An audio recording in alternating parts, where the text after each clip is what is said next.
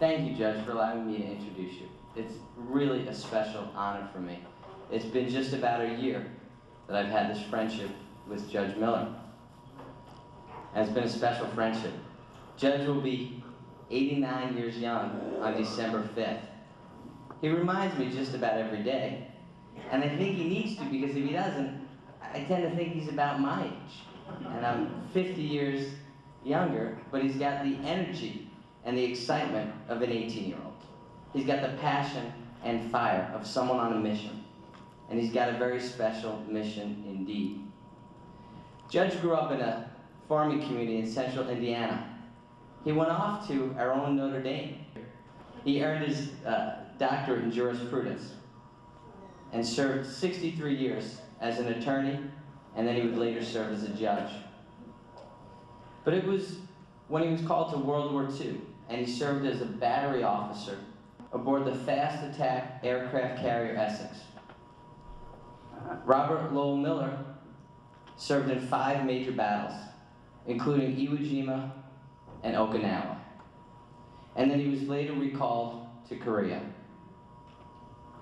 One of the most highly decorated combat officers in our area, with 11 awards, and one of those being the Purple Heart for his service and wounds in Okinawa. And so it is with great pride and honor that I introduce to you the Honorable Robert Lowell Miller, Sr., Lieutenant Commander, United States Navy, retired.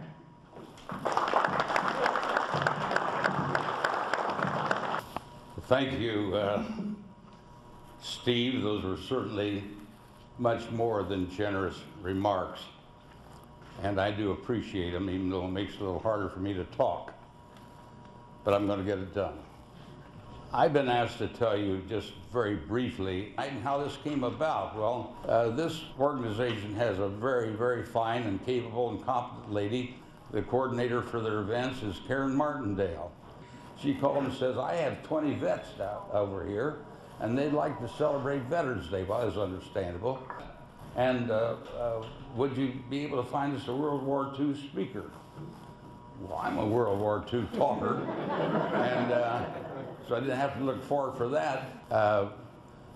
We've got one that's going to be a part of this program. He's #1 seat over there, Walter Stidd. As a matter of fact, I read his resume, and if I wasn't so dead set on hearing what I have to say, he'd be up here tonight.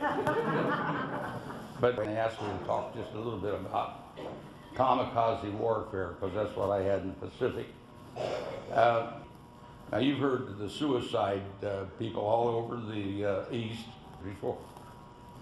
But this was different, these kamikazes, because their king, their emperor, was also their god. Now that gives him quite an advantage.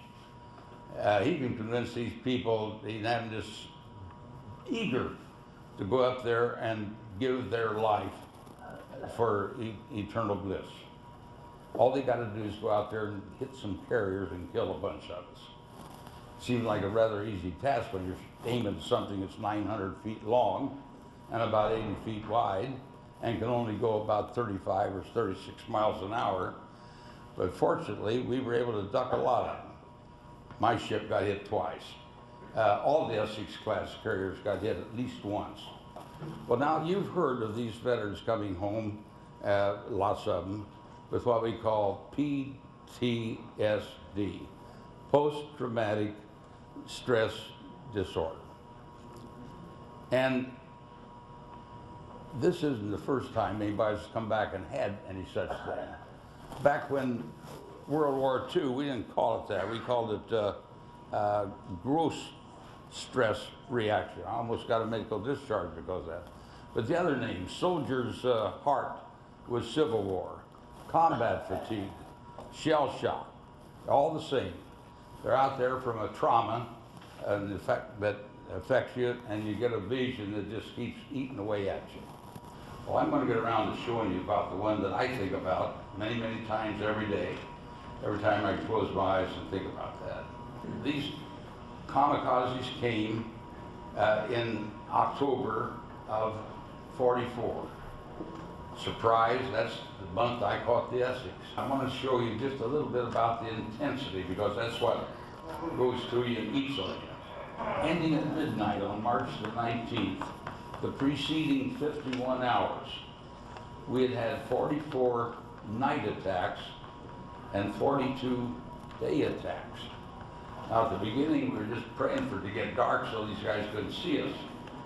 But then it got dark and they got even better. They had a bomber we called Sally the torchlighter. We are. What they'd do, Sally would come out and go along the side of the fleet and drop these torches.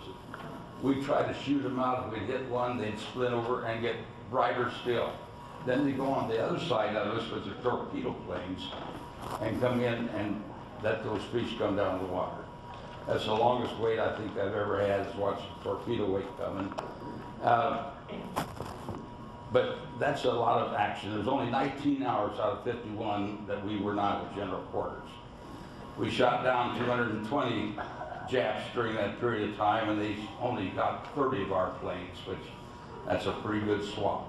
As Steve indicated, I was the battery officer on the quad 40 millimeter, 4-barrel shooting, anti-aircraft fire, each one of them capable of shooting 120 rounds a minute. We were shooting, and some of our other ships' guns were firing at him, and we got him burning, or smoking, but we couldn't explode him.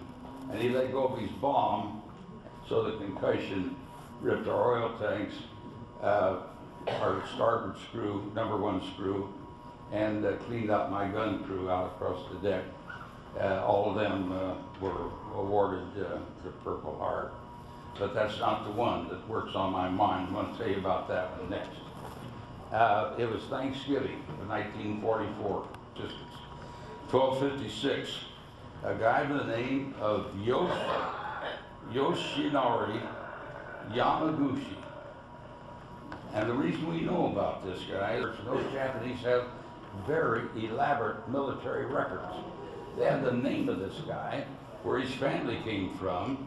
They had promoted him posthumously to lieutenant, and got his sister's name, and he'd sent her a chuck of his hair. We knew all about him. After, I'm going to show you the one now you're entitled to know. The first one is, my roommate was a photo combat officer, and he took a picture of this plane. That's the Judah.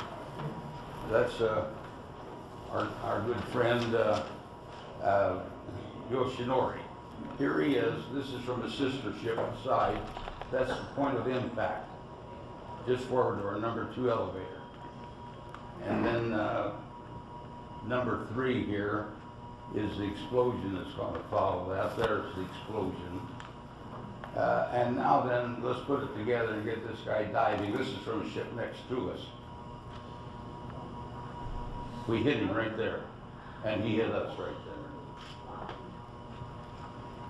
Well, now I see that lots, but that isn't the one that gets me. Here's the one that I see in my mind's eye thousands of times. That was him just before he killed my shipmates. The one where he was exploding over here a while ago, somebody else saw that. That was from a sister. I saw this one, and that's the one that keeps eating. And when you once have that experience, you develop a different relationship with the guy that's with you. We have a ship's reunion, and we go back. That's about the only time I stand to talk about this stuff.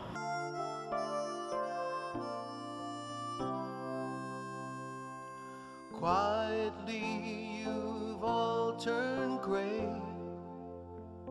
You did your job, you saved our way. Our life and freedom you preserved. We've thanked you less than you deserve.